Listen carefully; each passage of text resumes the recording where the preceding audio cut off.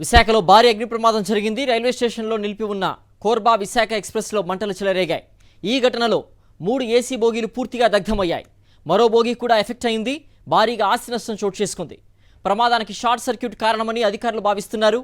ఘటనపై దర్యాప్తు జరుపుతున్నారు.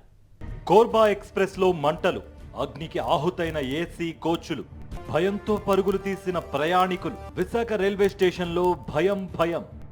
విశాఖ రైల్వే స్టేషన్ ప్రయాణికులతో కిటకిటలాడుతోంది. ఛత్తీస్గఢ్లోని కోర్బా నుంచి వస్తున్న ఎక్స్ప్రెస్ రైలు ఉదయం 6 గంటల సమయంలో విశాఖ రైల్వే స్టేషన్కు చేరుకుంది.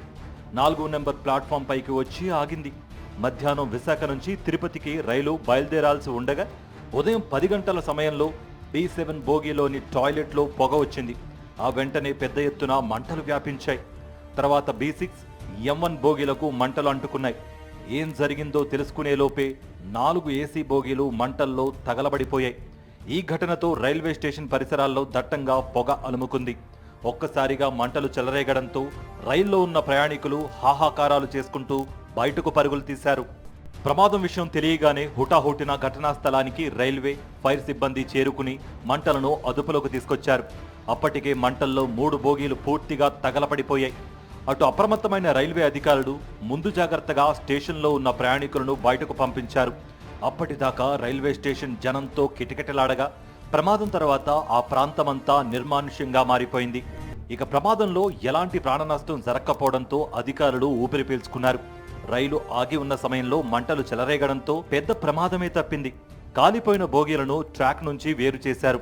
ఇతర రైళ్ల రాకపోకల కోసం ట్రాక్పై బోగీలను వేరు చేశారు. ఈ ఘటనపై రైల్వే పోలీసులు కేసు నమోదు చేసి దర్యాప్తు ప్రారంభించారు.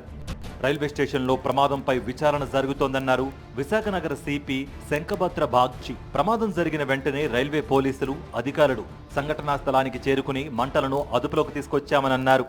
చాకచక్యంగా చాలా మంచిగా వెంటనే స్పందించి అదుపులోకి తెచ్చారండి. కొందరు ప్రయాణికులు షార్ట్ సర్క్యూట్ వల్ల జరిగిందని చెప్తున్నారండి. కానీ కారణం ఏమిటి దర్యాప్తు చేయడం జరుగుతుంది. ఫోరెన్సిక్ ఎవిడెన్స్ సేకరించి పరిశీలించడం జరుగుతుంది. ఆ ఫోరెన్సిక్ ఎవిడెన్స్ చూసి మేము ఫైనల్గా క్లారిటీతో సహా చెప్పగలం.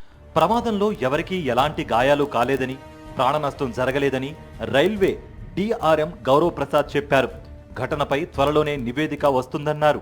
This particular coach also we will be taking to the depot for further investigation. Since it's an empty coach, therefore there have been no injuries and no casualties. The damage is only to the coach. We are going to assess the damage. We are also going to investigate in detail the cause of the fire. అటు ప్రమాదంపై దర్యాప్తు బృందాలు విచారణ మొదలుపెట్టాయి. Clues team ఆధారాలు సేకరించే పనిలో ఉంది. ఇక ప్రమాదంతో విశాఖ రైల్వే స్టేషన్కు రైళ్ల రాకపోకలు ఆలస్యమవుతున్నాయి.